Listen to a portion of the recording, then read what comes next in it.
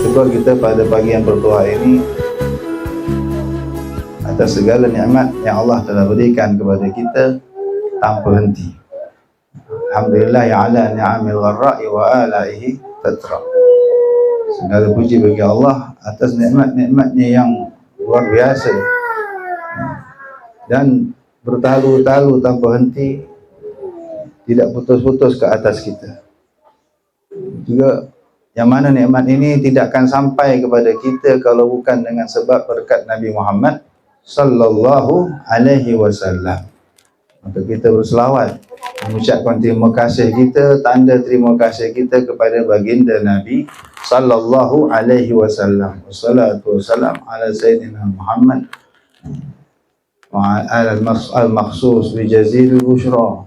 Ya Allah telah kurniakan keistimewaan, Allah khususkan, Allah manjakan Nabi Muhammad sallallahu alaihi wasallam dengan banyak nikmat-nikmat, dengan banyak hal-hal yang menggembirakan Nabi sallallahu alaihi wasallam. Ini khusus. Nabi sallallahu alaihi wasallam mengatakan innama anal qasim wallahu yu'ti. Hanya saja aku yang mengagih-agihkan, aku yang membagi-bagikan nikmat-nikmat Allah Subhanahu wa taala kepada semua hamba-hamba Allah, semua makhluk-makhluk Allah. Aku yang tukang bahagi. Anal qasim. Karena itu baginda dinamakan juga Abul Qasim. Samping punya anak sulung, nama putra sulung namanya Sayyidina Qasim radhiyallahu anhu arda. Juga karena baginda lah satu-satunya makhluk yang Allah amanahkan untuk membahagikan nikmat-nikmat Allah Subhanahu wa taala kepada semua makhluk. Wallahu yu'ti, memang Allah yang beri, kata Nabi sallallahu alaihi wasallam. Tetapi sampai ke tangan Nabi sallallahu alaihi wasallam dahulu, barulah dari tangan Nabi sallallahu alaihi wasallam yang disampaikan kepada setiap umat, setiap orang. Hatta setiap tegukkan air yang kita minum, hatta setiap suapan nasi yang kita makan, hatta secebis roti yang kita suapkan, semua itu adalah dari Nabi sallallahu alaihi wasallam. Maka kata perawi hadis ini Sayyidina Abu Hurairah radhiyallahu anhu, mazalal muslimun ya'khuduna, tidak putus-putus sampai hari kiamat orang-orang Islam ini akan mengambil terus dari tapak tangan Nabi sallallahu alaihi wasallam sampai hari kiamat. Terus Nabi akan memberi, Nabi sallallahu alaihi wasallam akan memberi dan memberi. Dan antara nikmat Allah Subhanahu wa taala yang Allah kurniakan kepada kita, yang menggembirakan Nabi sallallahu alaihi wasallam adalah dikurniakannya kita cahaya mata. Kita dikurniakan anak. Nabi sallallahu alaihi wasallam bersabda, tanakahu taksuru fa inni mubahin bikumul umam yaumal qiyamah. Menikahlah kalian. Dua boleh, satu boleh, empat, tiga boleh, empat boleh, empat. Kalau berani empat. Pokoknya menikahlah. Tanakahu. Kenapa? Taksuru. Nanti kamu jadi ramai.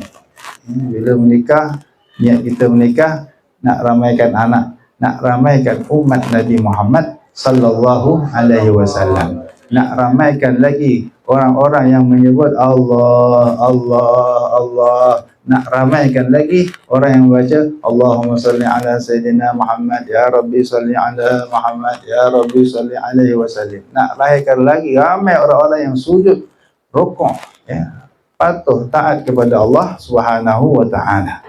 Ini yang menggembirakan Nabi Muhammad sallallahu alaihi wasallam. Nabi akan berbangga, fa inni mubahin bikumul umam yaumal qiyamah.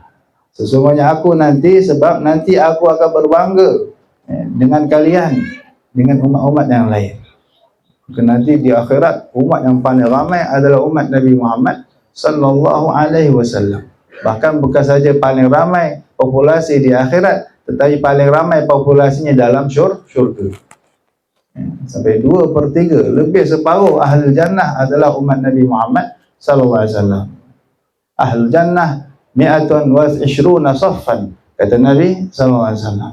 Ahli jannah, orang-orang yang akan masuk syurga, Allah akan bariskan 120 saf. Tamanuna minhum min ummati. 80 saf di hadapan ini adalah dari umatku, atau kama qala Rasulullah sallallahu alaihi wasallam. 120 saf, 80 semua umat Nabi Muhammad sallallahu alaihi wasallam. 40 baru umat-umat yang lain. Ini yang menggembirakan Nabi Muhammad sallallahu alaihi wasallam. Di kalangan mereka ada yang masuk syurga tanpa hisab, sulusun yadkhuluna al-jannah bighairi hisab. Allahumma ja'alna minhum. Ini yang kita bergembira pada pagi yang bertuah ini. Ini yang kita ramai ulama-ulama membuat maulid, majlis maulid, majlis selawat. Kerana tanda terima kasih kita kepada Nabi sallallahu alaihi wasallam. Ini luar biasa ini. Nabi sallallahu alaihi wasallam. Jadi kita pasang niat. Setiap ibu bapa yang dikurniakan cahaya mata, yang dikurniakan anak, pasang niat yang baik-baik. Anak amanah Allah. Ini umat, ini wasiat Nabi Muhammad sallallahu alaihi wasallam. Dan salam ke Haji Lutfi Basori malam. Dalam Al-Maliki Buya.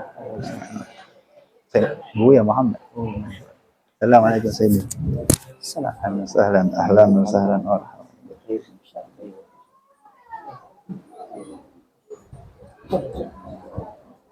InsyaAllah ahlan wa sahlan Ayahanda Datuk Haji Yasin. Sihat.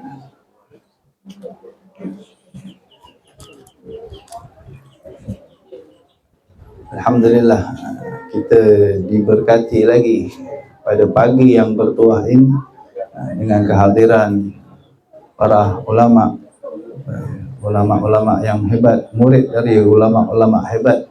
Alhamdulillah kita dihadiri oleh Al-Fadil Al-Mukarram Kiai Haji Lutfi dari Malang, tempat saya lama belajar dulu. Tapi beliau Masya Allah, beliau murid daripada Muhaddithul Hijaz, Imam Ahli Sunnah wal Jamaah, Abu Ya Said Muhammad bin Alawi Al-Maliki.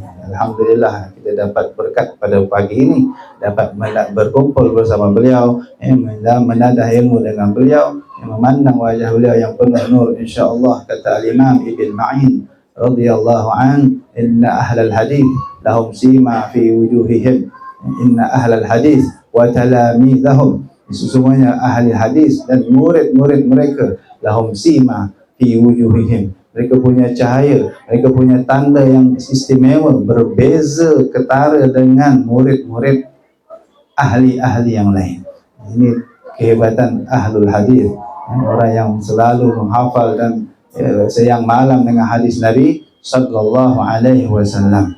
Darallahu ra'an sami'a minni syai'an fawa'ahu fa'addahu kama sami'ahu. Nabi SAW mendoakan, memang khusus orang yang mendengar sesuatu dari Nabi SAW, dihafalkannya lalu disampaikan persis seperti yang dihafalnya, didoakan nudrah, nudratul wajah, wajah yang bercahaya, berseri-seri, indah dipandang. Allahumma salli wa sallim wa barik alaihi wa ala alihi. Jadi kembali kepada kita tadi, jadi pagi ini kita ni bersyukur, berterima kasih kepada Nabi SAW sekaligus kepada Allah Subhanahu wa Ta'ala atas nikmat anak yang Allah berikan kepada kita. Anak ini auladuna akbaluna tamshi 'alal ardi. Kata ulama, anak-anak ini, anak-anak kita bagaikan jantung-jantung kita yang berjalan atas bumi. Manusia dengan anak, Masya Allah, innama amwalukum wa auladukum fitnah.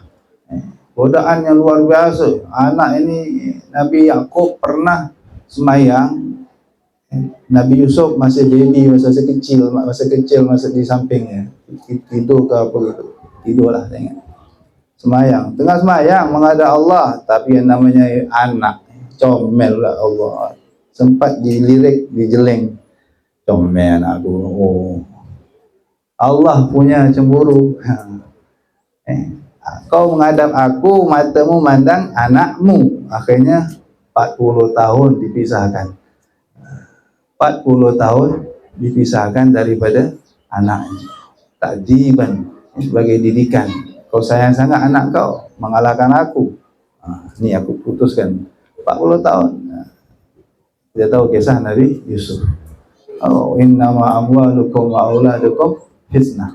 Tengah semayang, kalau anak jatuh boleh batalkan semayang kita ya. Selamatkan anak.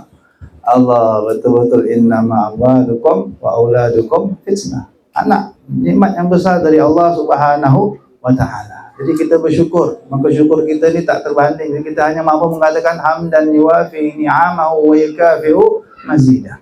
Itu kan tak terbalas. Tak reti kita nak mensyukuri nikmat Allah Subhanahu wa taala. Maka kita hanya mampu bersalawat, ucapkan salawat atas Nabi sallallahu alaihi wasallam. Yang itu makna ya Allah kau limpahkanlah salawat dan salam ke atas Nabi Muhammad sallallahu alaihi wasallam. Kami tak reti nak balas ya Allah, Engkau sajalah yang membalasnya.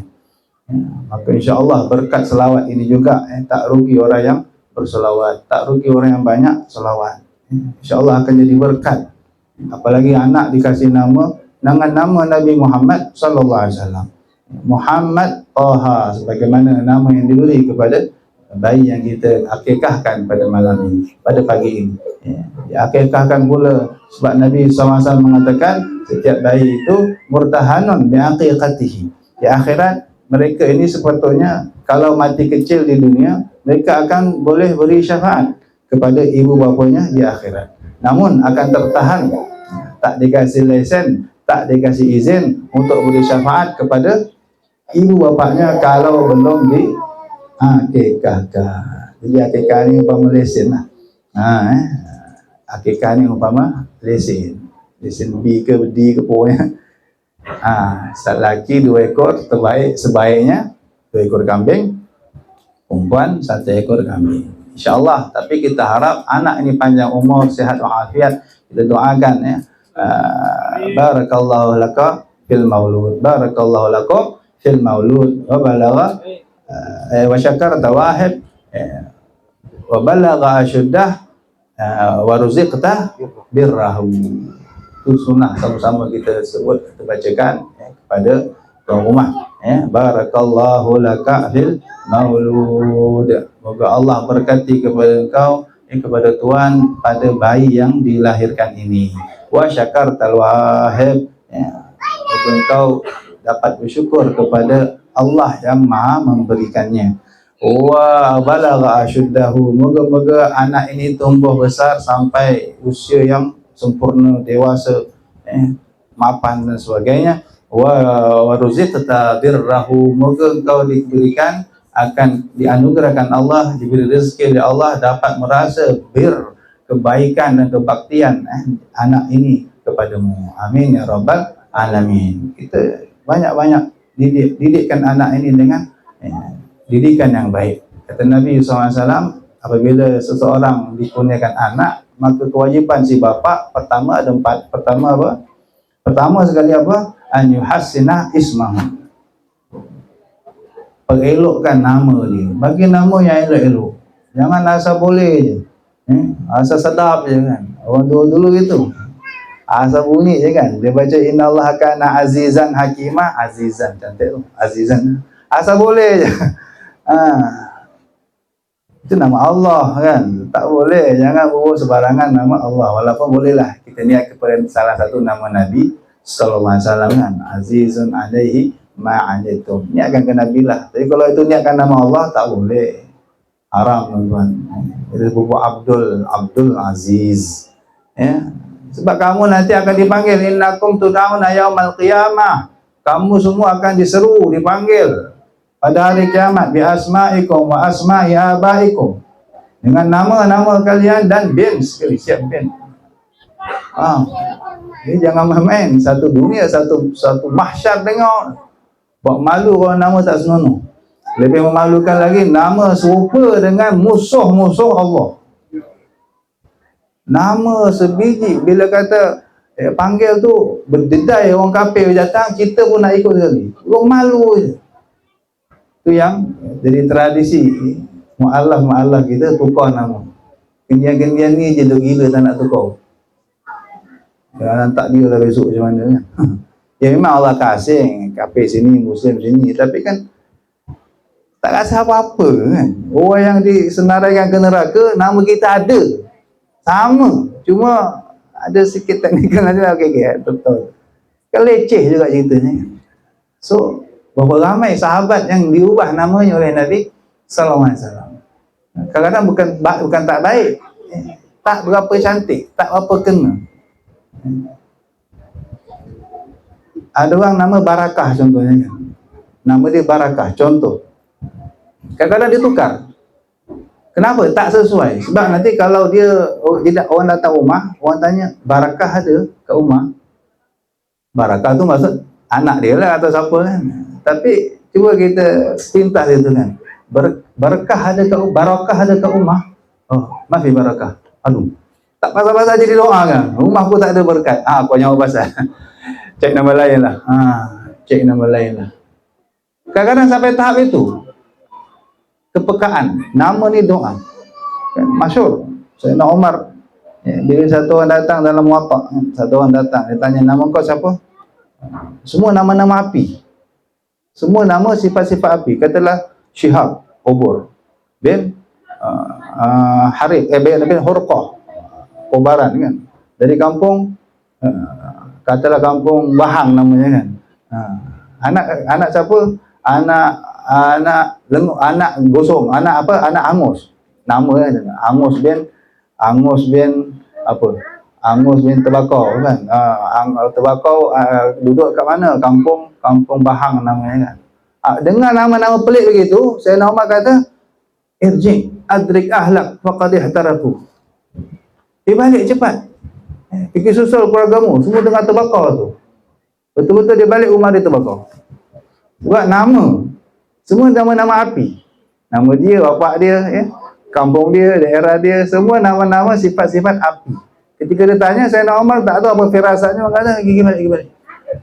Sebab selamatkan rumahmu terbakar, betul-betul terbakar. Sebab nama itu doa. Bahkan ada ungkapan likulli insanin min ismihi nasib. Setiap orang nasibnya ada bergantung, ada sikit terbanyak bergantung pada nama.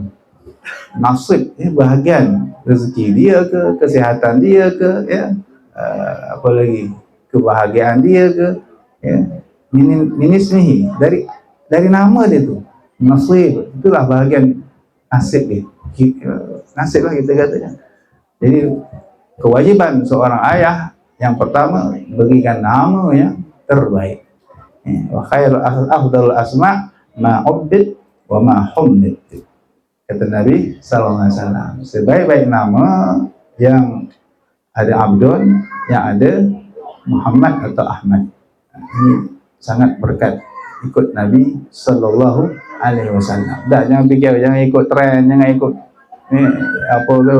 ikut adat, ikut Nabi sallallahu alaihi wasallam. Yang kedua, kata Nabi sallallahu alaihi wasallam, kewajiban seorang bapa memberikan adab yang terbaik. Didik dia adab. Ajarkan dia adab. Tidak ada anugerah seorang ayah kepada anak, hadiah terbaik daripada ayah kepada anak. Tidak ada yang lebih baik daripada adab. Akhlak, adab yang baik. Ini sudah, kita ni hari ni boleh makan tangan kanan, tak terbiasa pun makan tangan kiri. Sebab apa? Siapa yang mengadabkan kita ini sejak kecil? Mak bapak kita kan. Bukan cikgu datang kita dah pandai makan. Tapi yang mula-mula yang ajar kita makan tangan kanan, minum tangan kanan, ini adab yang tinggi. Bukan main-main ini kan?